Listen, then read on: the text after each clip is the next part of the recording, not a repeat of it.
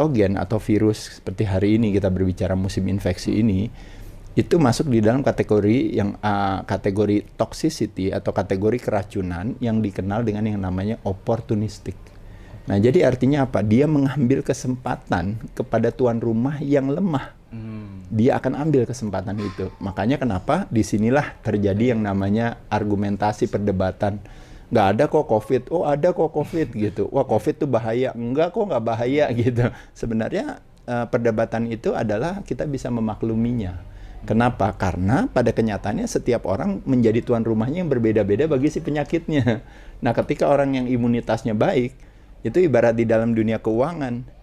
Tommy santai aja, Tom. Tahu gak, Tom? Waduh, kita harus khawatir nih. Kenapa? Karena harga kecap naik, Tom. Sekarang, Tom. Waduh, harga beras naik, Tom. Waduh, harga premium naik, Tom nih sekarang nih, Tom. Waduh, gimana nih, Tom, ini gini. Tapi Tommy-nya bilang, ya nggak apa-apa, Mas Ade, santai aja lah.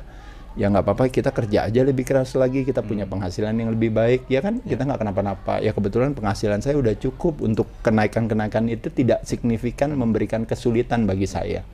Nah, pada saat itulah Tommy tidak dianggap sebagai seseorang yang arogan bercerita seperti itu, karena Tommy memang punya benar-benar menjadi murid daripada sebuah antisipasi ketika terjadi resesi ekonomi. Tommy-nya nggak reses, Tommy-nya nggak kenapa-napa, karena Tommy memiliki sebuah kecerdasan akan keuangan yang tinggi. Nah, kebalikannya kita hari ini ketika terjadi yang namanya resesi kesehatan, ketika tiba-tiba wah ini ada kuman yang mau datang ke kita gitu seolah-olah ya, dengan berbagai model, dengan berbagai nama, berbagai nomor, berbagai varian gitu yang terus hadir datang ceritanya dalam tanda kutip akan mengintai kita. Tapi membayangkan Tommy-nya ibaratnya pola hidupnya sehat, ibaratnya juga tidak merokok, tidak konsumsi alkohol yang berlebihan, lalu juga berolahraga optimal, apalagi olahraganya juga lebih tajam lagi ya, mengkombinasikan cardiovascular exercise, resistance training, punya mindset yang bagus, makannya yang baik, puasa juga, lalu juga low carbs juga, lalu juga natural food juga yang dimakan. Bisa bayangin ibaratnya Tommy itu ibarat seperti orang yang kaya raya akan kesehatan, lalu harus resah dan takut dengan istilahnya gara-gara harga kecap naik. Itu nggak nyambung gitu. Jadi bukannya Tommy-nya arogan gitu, tapi Tommy-nya memang kebetulan memang ya memang nggak kenapa-napa aja gitu. Sudah siap juga ya. Iya, nah jadi makanya pada saat itu kenapa? Apa yang bisa kita lakukan? Yang bisa kita lakukan tentunya adalah dengan cara kita semua justru belajar sama Tommy. Gimana sih ya caranya, Tom, supaya biar meskipun ekonomi lagi susah begini, tapi kok Tommy bisa mandiri dalam keuangan. Nah, sama juga kita. Bagaimana caranya kita hari ini dalam situasi dunia yang dianggap ceritanya sedang diserang oleh sebuah kesakitan, kita bisa menjadi tuan rumah yang buruk bagi kesakitan tersebut. Tapi berdasarkan kalau kita berbicara secara statistik sebenarnya juga tidak signifikan ya kalau kita bicara musim infeksi. Kenapa?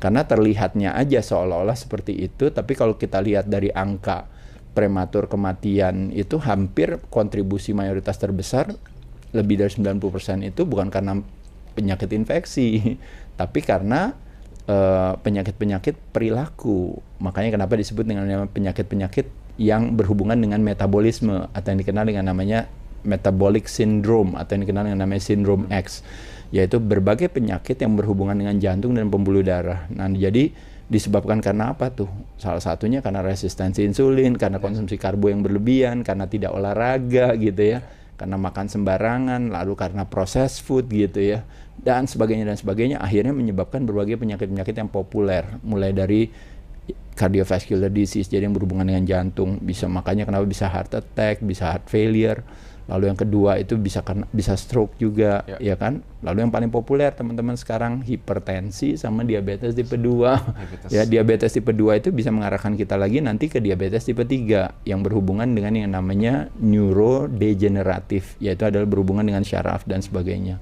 Selain itu juga di end stage daripada diabetes tipe 2 tadi, teman-teman pernah lihat banyak orang yang mengalami kebutaan, banyak orang yang mengalami keamputasi gitu ya, harus kakinya dipotong, dan juga yang paling populer dan ini juga menjadi salah satu, kalau di Indonesia kita punya namanya program jaminan kesehatan nasional Kartu Indonesia Sehat, yaitu adalah itikat negara untuk memberikan penggantian pengobatan kepada masyarakatnya. Nah, kalau kita lihat daripada biaya yang negara keluarkan kepada masyarakatnya itu ada salah satu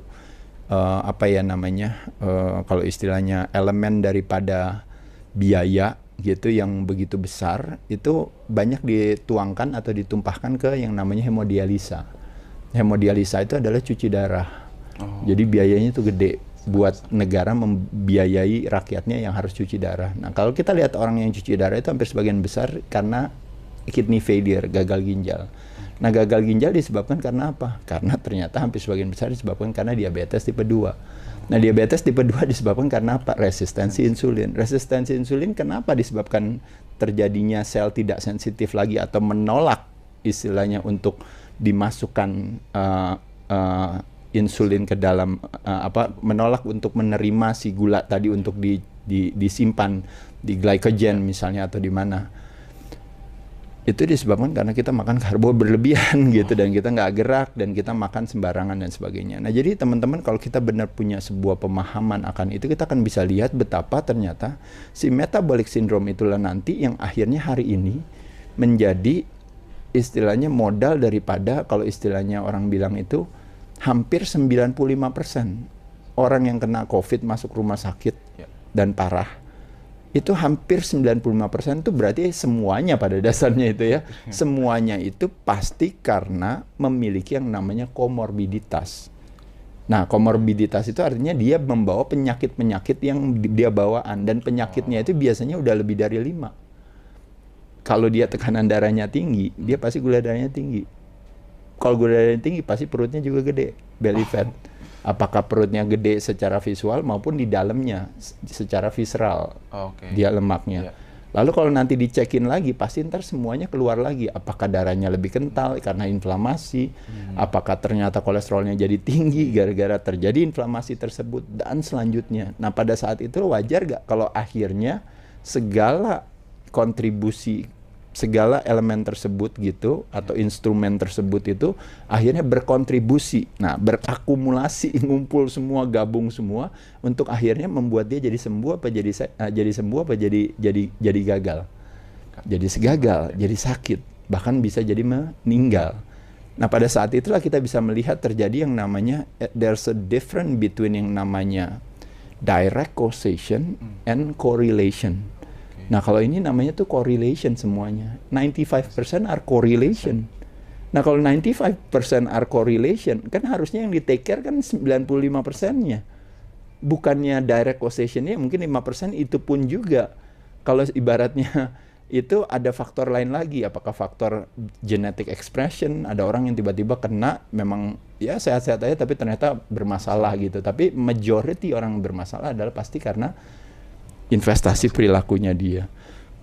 Nah, jadi sekali lagi teman-teman, kalau kita lihat dalam hal berbicara pemahaman itu menjadi sesuatu yang penting untuk akhirnya nanti kita dalam melangkah, kita bisa memilih langkah yang tepat gitu. Nah, karena apalagi kalau saya berbicara soal kebijakan kesehatan kan gitu ya. Nah, jadi membayangkan si oportunistik itu dia tidak akan bisa mengambil kesempatan ketika kita punya yang namanya kemandirian akan sehat. Makanya kenapa saya bilang definisinya 2. Jadi ada yang disebutnya namanya terpapar, ada yang disebut namanya terjangkit. Nah, kalau terpapar itu semua orang pasti akan terpapar. Tommy sama saya kita nggak merokok, tapi kita ngumpul di satu lingkungan, mungkin kita pergi ke bar gitu atau pergi ke mana kafe atau apa, semua orang rokok di sana. Pertanyaan saya, kita keluar, rambut kita terpapar bau rokok nggak? Terpapar.